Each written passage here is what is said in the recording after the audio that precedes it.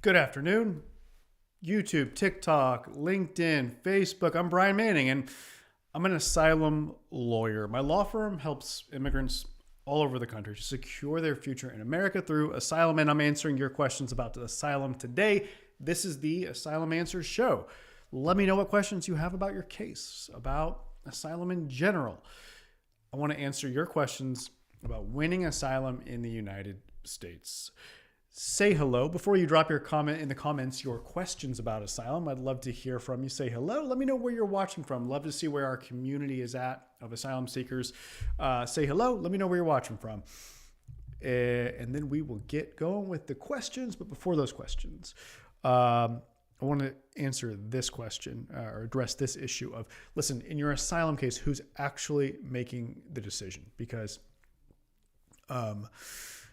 I get this a lot where the idea is like, I have this interview with this asylum officer, right? A USCIS asylum officer, but I don't know if that's the person who really controls my fate, who really gets to decide whether my case is approved or denied.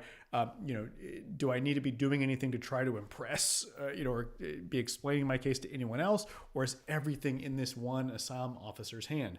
And really, listen, the thought of it all being in the asylum officer's hands is a little bit scary sometimes after your interview, because some of these officers, you're going to come away from the interview feeling like they're not super sophisticated, maybe not super on top of things. They might betray that they don't know the subject matter all that well, or they might be rude. They might be jerks, and it might be clear that they're trying to get you. They're playing gotcha with their questions, and they're going out of their way to try to make you mess up so they'll have an excuse to deny you, which they usually do, by the way, through a negative credibility determination. That's where they say, oh, there were multiple inconsistencies throughout your case, and therefore you're not credible. And because you're not credible, you're ineligible for asylum. We're denying you because you're not credible. But back to the question of who actually makes the decision. Well, let me explain to you how the actual process works, right? Of like how the decision gets made after a USCIS asylum interview. After the interview, the asylum officer has to write what is called an assessment. This is a document, kind of looks like a legal brief, in which they take the facts they summarize the facts of your case based on the facts from like your testimony, your interview, and then they apply those facts to the law and do a legal analysis, and then come to a conclusion. I mean, basically, they come to a conclusion and they sort of work backward to justify that conclusion based on the analysis that they do to try to justify their decision.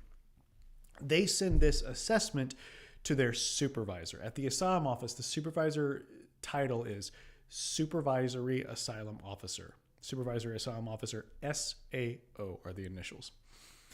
And the supervisory asylum officer has to review the assessment, and they don't get to, it's not as simple as them saying like, yes, I agree, or no, I'm overruling you. It's not quite that simple. The SAO is supposed to approve the decision either way, whether it's positive or negative. They're supposed to approve it if it is legally defensible, major air quotes there, because that term is super vague. What does it mean to be legally defensible, right? That's super vague. The idea is if the decision can be defended as legally accurate, more or less, and not just be a total misapplication of the law, then the SAO, the supervisor, is supposed to say, yep, it's good enough, it's approved. Whether they actually like it or not, whether they might even have a totally difference of opinion of how the case should have gone, the decision yes or no, but as long as it looks legally defensible what the officer did in terms of how they reasoned and justified their decision in the application of the facts to the law, then the supervisory asylum officer is supposed to say, approved, like you can push it, you can finalize it. And the SAO actually is the one whose signature actually goes on the decision that you get, or like the letter that says what happened, that has your decision. But it really is the asylum officer who does the interview with you who makes the decision. What happens when they disagree? When the supervisory asylum officer says, no, asylum officer, this assessment that you gave to me is not legally defensible, then they send the case back to the asylum officer, and they can make suggestions about additional research or different ways to think about analyzing the legal concepts in the case might be done. And then the officer can like try again, and they might still reach the same decision, but they might do it in a more legally defensible way. And then it can be approved by the SAO. But if the two just can't agree, like if the asylum officer says, no, I think my legal analysis was correct and I'm not going to change it, then the supervisory asylum officer can basically say, okay, fine, then I'm reassigning the case to someone else, basically someone who's going to who they believe is going to agree with them on what the outcome should be, and they can sort of do it that way. So the SAO does have that power ultimately to sort of overturn the case by doing that, by reassigning it if the asylum officer doesn't agree to do what the SAO wants them to do. But at the end of the day, like that happens very rarely. To avoid friction, to avoid more work, usually the SAO just signs off on whatever the asylum officer did in their assessment, whatever conclusion they reached. Okay, so for all intents and purposes, it really is. It's like it is the asylum officer making the decision. It's not their supervisor. Okay, so you don't have to worry about anyone else. All your focus should be on presenting your case in writing in a really convincing, powerful, strong way, and then at the interview, doing your best to show the officer how you meet all of the requirements of asylum eligibility. All right. So that is that. What questions do you have about winning asylum in America? First, say hello. Let me know where you're watching from. Let's start with YouTube. Over on YouTube, we got Yilenong says, hi, Brian. Hello. We got my man Badru on in Massachusetts. Badru, good to see you on here. Thank you for being with us. Rosh says, can you walk us through the process of applying for a green card as an asylee? Yep, I'll get to that in a second.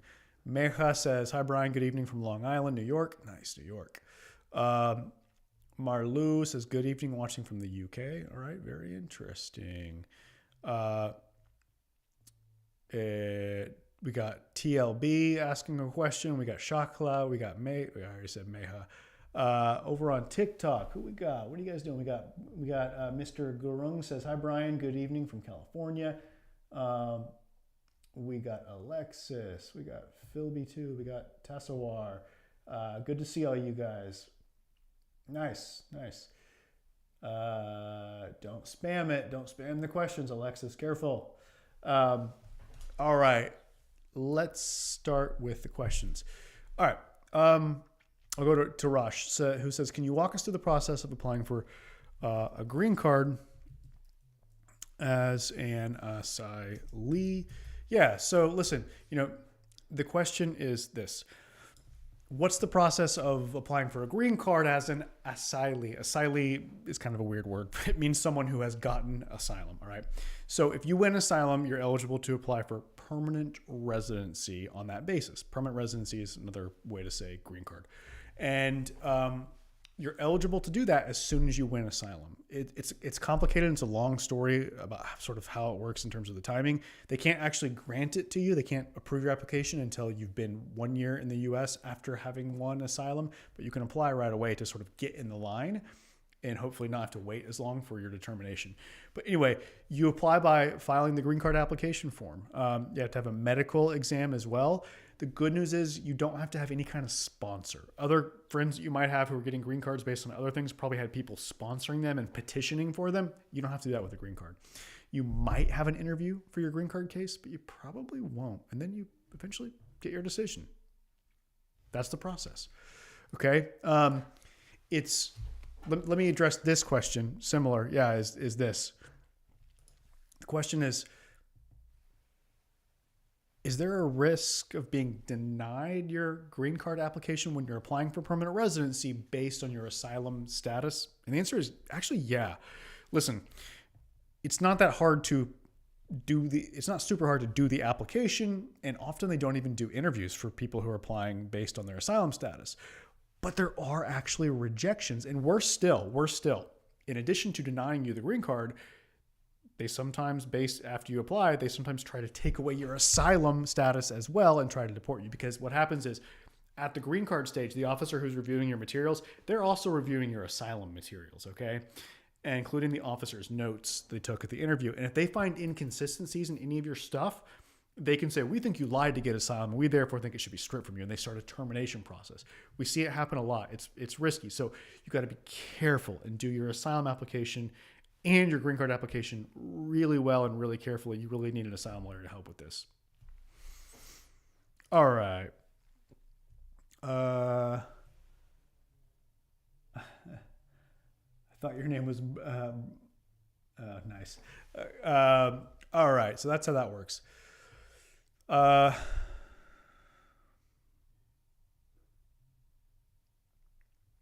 Good question. Yeleong says, the question is this. What happens when you want to sue USCIS in a mandamus lawsuit, an asylum delay lawsuit, to force your asylum interview, but you transferred your case from one asylum office to another asylum office? Can you count all the time your case has been pending as the time that you're saying is the unreasonable delay as the basis of your lawsuit? Or can you only count the time that your case has been pending with like your current asylum office? If your case is transferred from one to the other, can you only count the time with the current one in your lawsuit?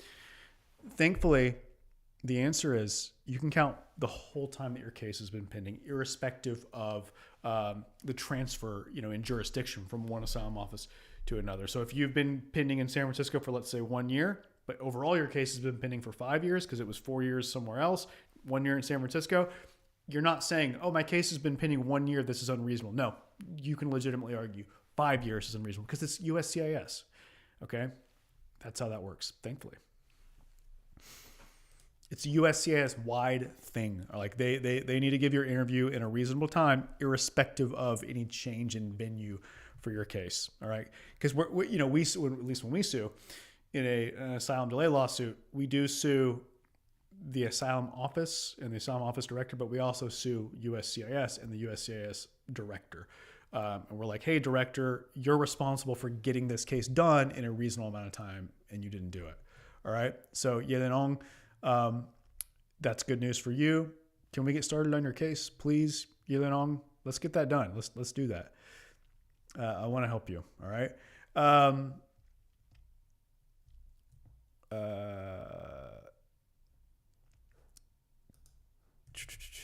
Mecha, I addressed this exact question yesterday. As an ICE lawyer, I think it was probably from you. Usually appeal the grant of asylum by the IJ to the BIA. No, maybe you were off by the time I answered it. Usually they don't. Sometimes they do. They might. Like you can't go into it thinking, there's no way they're going to appeal. If the judge says granted, it's over, I'm done.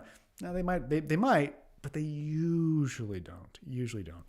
That could change under Trump. They might start appealing a lot more. We'll see. Can you get a marriage green card if you came through the border? Here, the question is this. Can you get a green card, permanent residency, right? Based on marriage, like to a U.S. citizen, if you came to the border without a visa and that's how you got into the countries, you came without a visa. The answer is maybe.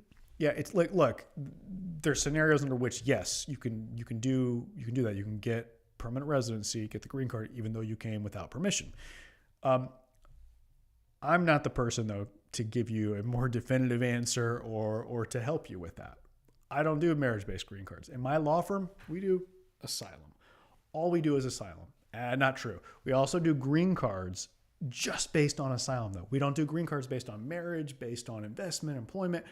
For anything that's not asylum or a green card based on asylum, I really think that you should talk to an immigration lawyer who focuses on that kind of thing. So for you, someone who focuses on marriage-based immigration, you want to talk with the person who's working every day on the kind of problem that you need solved, all right? They're more likely to be up to date on the laws and the policies and the trends. If the lawyer or law firm is working on this particular type of immigration case all the time, you're going to be better at it, right? It's like medical professionals. If you have, a heart issue, you're not going to go to your general practitioner, your family doctor. Well, you might start there, but they're going to send you to what? To a specialist, someone who focuses, guess what? just on heart issues. And it's got to be the right specialist, right? They're not going to send you to a neurologist who is a specialist, but who deals with brain issues, right? Because that's not what you need help with. You need help with a heart issue. You need special help from that kind of doctor, that specialist who deals just with that, okay? And so that's how I think you should approach immigration as well. I couldn't think of the word. Cardiologist. That's how you, that's, in my opinion, that's how you get the best help, is by working with someone who really specializes and focuses on the exact kind of case that you have, the problem that you need to get solved. Okay. All right. Oh, nice. Oh, my mouse just died. We've got hi from Kentucky, applied for mandamus interview in December 2024. How long will the decision take? It's been over a month. It'll probably be soon. Listen, I'm glad that you filed the mandamus lawsuit to force your interview. That's a good idea. Now that you've got it, if your lawyer handles it well, they should keep the lawsuit open. I hope they didn't dismiss it. Because if they dismiss it, some lawyers will dismiss the lawsuit as soon as the interview gets scheduled. We don't do that. We say, no, we're not going to dismiss it yet. We're not going to dismiss it until our client has that decision in their hand, because sometimes it takes a long time after the interview to get the decision. We've seen USCIS sit on the application or the decision for months after the interview, or outside of the mandamus context, years. It can take years to get a decision after the interview. So when we do an asylum delay lawsuit, we say we're not going to dismiss it until our client has that decision in their hand, not just the interview, also the decision. So, that's what I think about that. All right. Nice.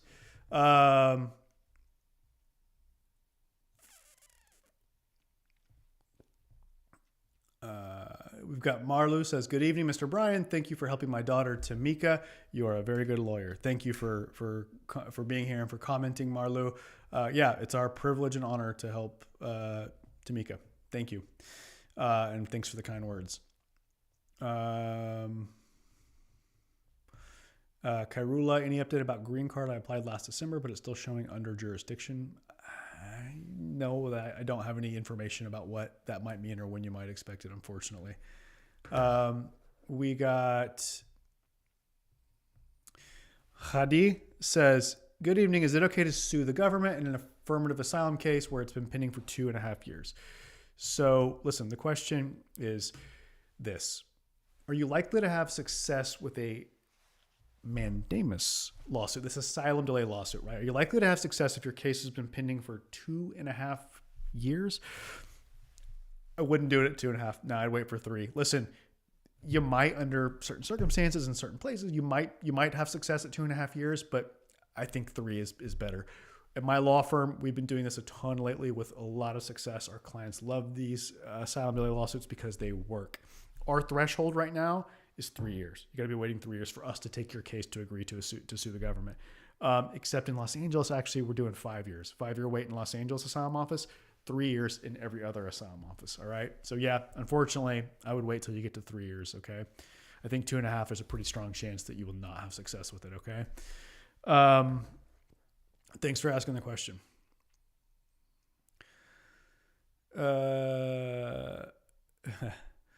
Thanks, Marlu says, top lawyer, Mr. Brian Manning. Thank you. Very kind of you. All right. So we got a question about how do you prove your sexuality during your interview on account of being, I'm not sure, I think your message got cut off, or I don't see the whole message, either gay or maybe bisexual.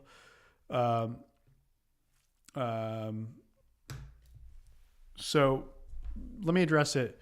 Yeah, we talked a little bit about this yesterday with you, nobody, on YouTube. Let me address it like this. The question is this: what kind of questions are you going to get at your asylum interview if your case is based on the fact that you're a member of the LGBTQ plus community? Like, are those cases different than other cases in terms of the questions you're going to get and how you can go about preparing to be able to, answer the officer's questions in a truthful but powerful, convincing way at the asylum interview. And the answer is, it is different. I mean, the questions are very different. Some of them are the same, obviously, but the substantive questioning is a lot about how you sort of began to understand and explore your own sexuality, but then also how sexual orientation that is. And then also sort of how you've been living as someone that's a member of this community. Look, go to asylumquestions.com. Again, asylumquestions.com. And there you're going to find sample questions, including for this issue. All right. By the way, if you want to talk with us, if you want to get our help or see if we might be able to help you, if we think we can, then I want you to go right now to winasylum.com. That's WINASYLUM.com. That's where you can schedule a consultation with one of our asylum professionals. All right. I checked a few minutes ago and we have like a few spots left for this week. So, listen, now's the time. Those usually fill up really fast. So if you want to talk with one of our asylum professionals, jump over there right now. Don't wait. Like literally right now, go to winasylum.com, WINASYLUM.com.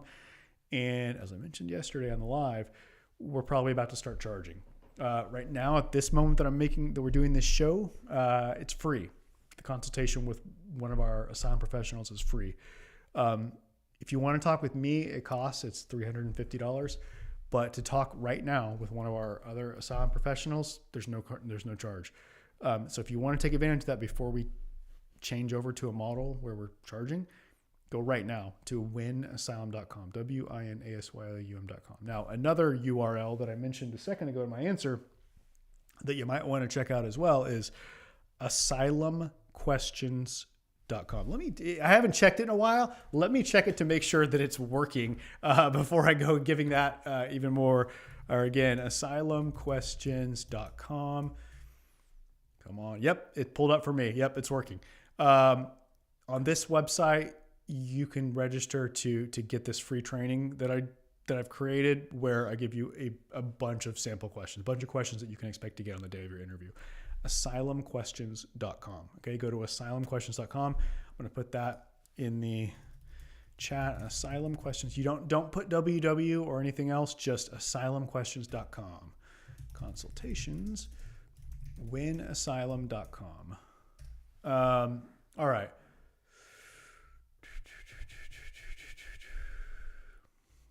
All right. Let's go to questions. What do you want to know about winning asylum in the United States?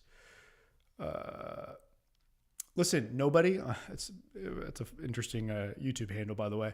Nobody on YouTube, we should talk. It sounds to me like you might have a pretty good case that we might be able to really add a lot of value in. Okay, we should talk. I hope you'll go to winasylum.com and schedule a consultation right now. All right.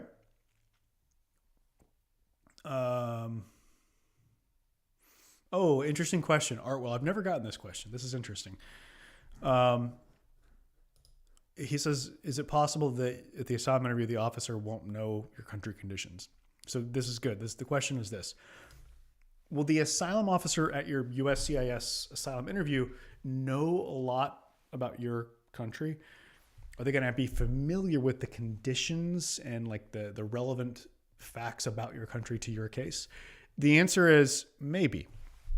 They should know at least a little bit, but they might not know a lot. Listen, they're supposed to research ahead of time the country conditions. We call this country conditions information, or country of origin information, COI. That's what they call it at the asylum office, COI, country of origin information.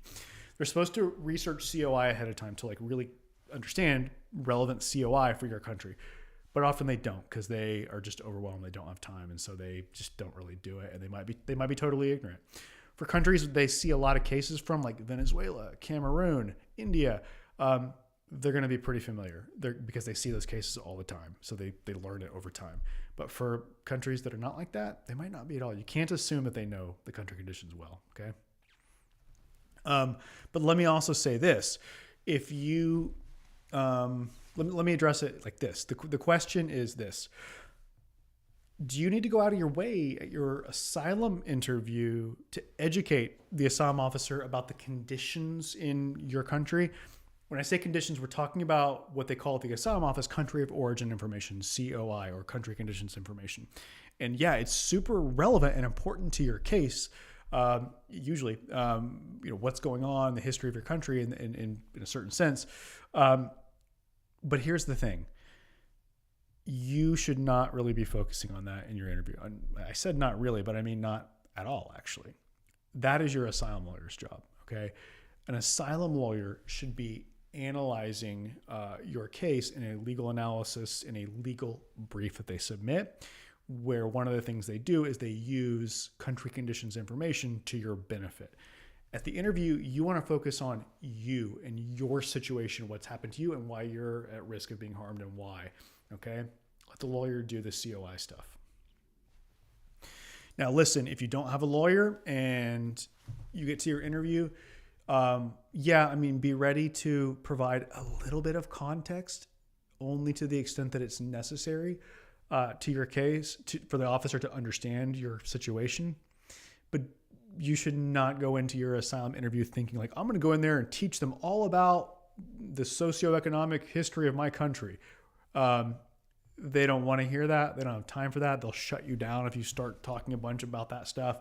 They want to hear about you and like what's happened to you, why you're afraid, why it's likely that you'd be harmed if you go back, and what is the reason behind the persecution, what's motivating the persecutors to want to harm you. That's the stuff they care about, all right? And if you try to focus on other stuff, you're doing yourself a disservice, all right? All right. Oh, nice. Rosh says, thanks, Brian. I was preparing my asylum case by watching all of your YouTube videos over and over again. And from the time I applied to the time I got my decision, it only took 2.5 months. And you were asking about green cards, right? So I guess you won. Congratulations, Rosh. That's awesome. Very glad to hear it. And thank you for commenting to say that our YouTube videos were helpful to you. I'm really, I'm heartened to hear that. That makes me happy. TikTok, LinkedIn, Facebook, go to YouTube. Listen, YouTube is where I've got all my best stuff, okay?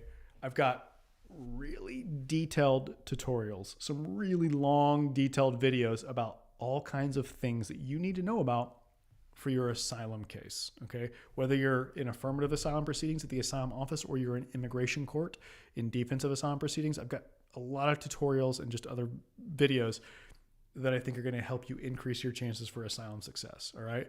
And that's what Ross is saying. He's saying that helped him to win. So congratulations, Ross. Good job. If you want to talk with us about possibly getting our help, go to winasylum.com. That's WINASYLUM.com. That's where you can schedule what we call an asylum strategy session. We want to talk with you to get to know you and get to know your goals and your vision for the future. And we want to know your case and we want to analyze it and see if we think that we're in a position to help you increase your chances for success, help you secure your future in America through asylum, okay? You can schedule that consultation, this asylum strategy session that we call it, at the website winasylum.com, WINASYLUM.com, okay? All right, nice.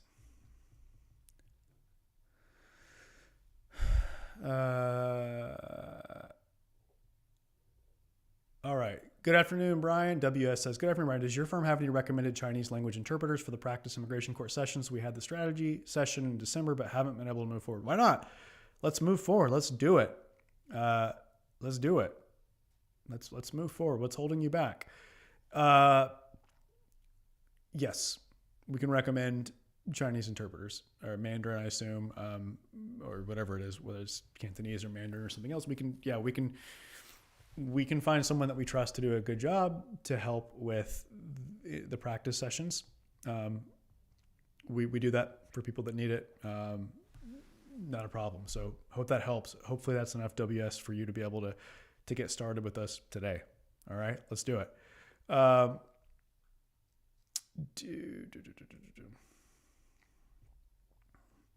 Do you need to apply for a travel document if you already have a green card based on asylum? Good question. Question is this. if you've got a green card based on asylum, do you need to apply for a travel document in order to be able to leave the country and get back into the United States? We're talking here about what's called an advanced parole, or, well, advanced parole is for when your asylum case is pending. After you're granted asylum, the thing that you would apply for is what's called a refugee travel document. If you want to travel abroad, the answer is, if you've got your green card, no, you don't need that to be let back into the United States. Your green card serves as permission to get you back into the United States. It's better than advanced parole. It's better than a refugee travel document. All right. So that is good news for you, that you probably won't need to apply for any kind of travel document in order to get back into the United States. Okay. All right. Omar asks, how long should a person wait to get an interview after applying for asylum with USCIS? Good question. The question is this: how long are you going to have to wait to get your asylum interview with USCIS after you file your application? It depends. A very lawyerly answer, right? It depends. Lawyers love to say it depends. Listen, everyone knows of people that have been waiting for many years. 3 years, 6 years, 10 years, 12 years for their asylum interviews. So you might think, oh, if I apply for asylum now with USCIS, I'm going to be waiting for several years at least.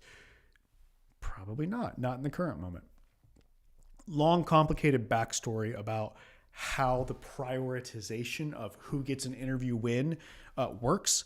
But just listen, suffice it to say that recently, the last few months, most people who apply for their interview with USCIS have been getting apply for asylum with USCIS, have been getting their interview very quickly within just a few months of applying. Often 1 to 3 months of applying. Not everyone, but most of them have. So you got to be ready. Actually, you got to be ready for either way. It could be really fast, or it could be a long time. Be psychologically prepared for either outcome. Okay. But it's impossible to predict with like high confidence, but there's a decent chance that it'll be very quick, Omar. So you got to be ready. You got to have your documentation in order. Hopefully you have a lawyer that's helping you with an asylum roadmap. The 3-element presentation that we use, 3-part document packet that we use, with declaration from you, evidence, and then a legal brief where we apply all the facts and do the legal analysis to show exactly how you qualify for asylum. Hopefully you have an asylum lawyer who is going to do a mock interview, a full-scale mock interview, which is something that we offer, okay, to prepare you, all right? Yune says, will the asylum officer check previous F1 student visa application? The question is this. At your asylum interview, are they going to look at your previous immigration applications with the United States? Like, for example, if you came on an F1 student visa or a tourist visa, are they going to look at those old applications in doing your asylum case? Yeah. Almost certainly. They're supposed to, and they do usually. They ask a trick question at the end of the asylum interview for people who have applied for a visa before. They often say, have you ever lied to a U.S. immigration official? And you say, no, because you're telling the truth in your asylum case. But then they sometimes say, oh, well, the visa officer that you did your interview with back in the embassy or consulate in your country said in their notes that you said you were coming for tourism, but earlier today you told me that you came with the intention of applying for asylum. So you did lie. Why you told me today you've never lied. So that's a lie. I've caught you in 2 lies now. So be honest. Just tell the truth if you misrepresented something in the past. Be honest. Okay? Honesty is the best policy. All right? In general, just like as a moral thing, I think, but also strategically for trying to win your asylum case, honesty is the best policy. Be honest and open and transparent, okay? Belyadan says, I filed for mandamus in December. Is it normal that I have not heard back anything since then? Do you think the government's planning to fight it? Good question. The question is this. If you file a mandamus lawsuit, an asylum delay lawsuit, and you don't hear anything from the government for like a month or so, is that a bad sign? Does it mean that the government's gonna fight your case to the end and it might take a long time, or it might end up getting denied? No. Listen, listen, here's how it works. When you file an asylum delay lawsuit, we file it, And then the court has to issue some papers to us based on the filing. And it takes the court usually a few days, sometimes a week or two, to give us the papers that we need to attach to like copies of the lawsuit. We take this packet and we mail it to the defendants, to the people we're suing. From the time that they receive it, they have 60 days to respond and tell the judge what their position is on the case. And it's during those 60 days, usually near the end of it, that they call us and say, oh, we don't want to fight this one. Here's your interview. So the fact that you've been waiting a month, no, it's not a bad sign. You get to 3 months, something's up. Ask your asylum lawyer. Okay?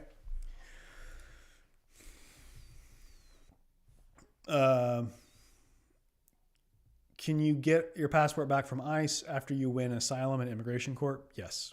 They should give it back to you. You need to ask them. If you didn't get it back, you should ask it. Okay? Ask about it. Ali Reza says, hey, Brian, your firm just filed mandamus for me last week. Awesome. Thank you for your trust in our law firm, Ali Reza. And we're going to work really, really hard to give you the best possible chance to get your interview through this mandamus lawsuit and then to win your case, your underlying asylum case.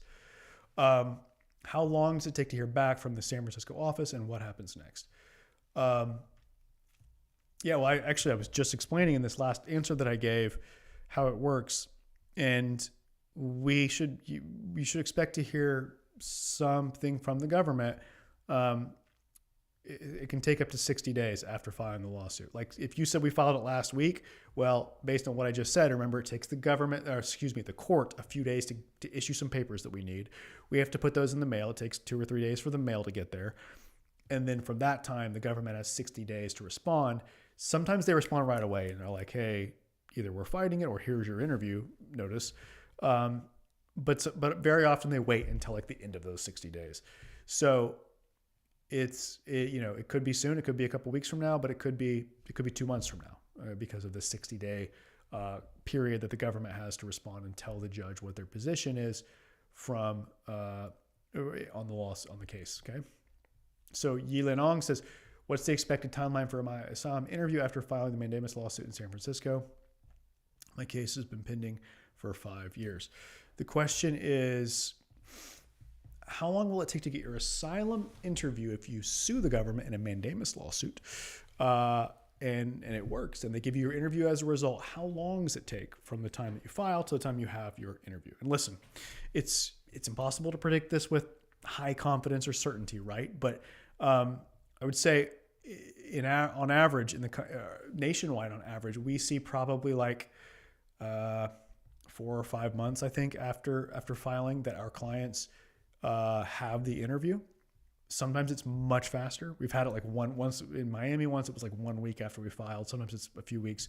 San Francisco and LA actually, and New York, we've seen some longer timelines. We have seen it be, we get the interview notice quickly within 1 to 3 months usually of suing, but the actual interview date is a few months. We've seen it 7 or 8, 9 months into the future in some cases, which of course is not ideal, but it's better than doing nothing. If you don't sue, it's probably going to be multiple years to get your interview.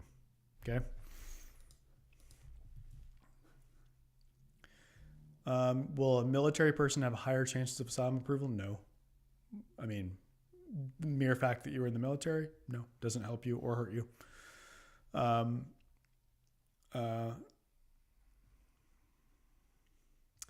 can you prove nexus? Does nexus need to be one central reason for protected category, or can it be 2 categories? You're kind of mixing ideas there. You can allege persecution based on 2 or more of the 5 protected grounds, right? And you have to show that the protected ground is you have to show that at least one of the protected grounds is at least one central reason for the persecution. There, that should answer your question, Maya. Etienne Joe Bertrand says, hi, Brian. Thank you for your teachings. I appreciate it and learn a lot. Thank you. Thanks for commenting. Very kind of you. Buddy Man says, I am the principal of my case and I divorced my wife. Will she be affected and be on no status? The question is this. What happens if you are the principal applicant in your asylum case, but then you get divorced?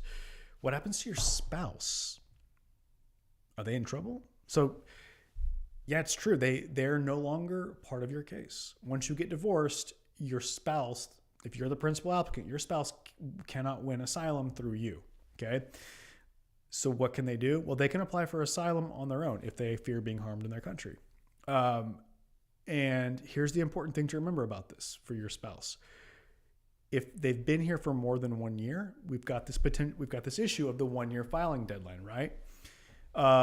But as long as they apply within a reasonable time after the divorce becomes final, then they'll be okay. They'll qualify for an exception to the 1 year filing deadline called change of status. Not change of status, changed circumstances. It's the divorce and the severing of them from taking them out of your asylum case is a changed circumstance. But you got to do it fast, like within a couple months of getting divorced, okay? They need to file fast.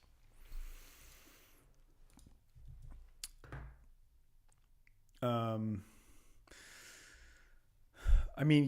also, buddy, man, it's true that like once you are divorced, she technically at that moment no longer has an asylum, is not part of a pending asylum claim, but that doesn't really have any impact in the real world. Let me rephrase that. Once the government becomes aware that you're no longer married, she will not be able to get a work permit based on the pending asylum case because she's not part of it anymore. Okay, so that's one thing to be aware of as well. All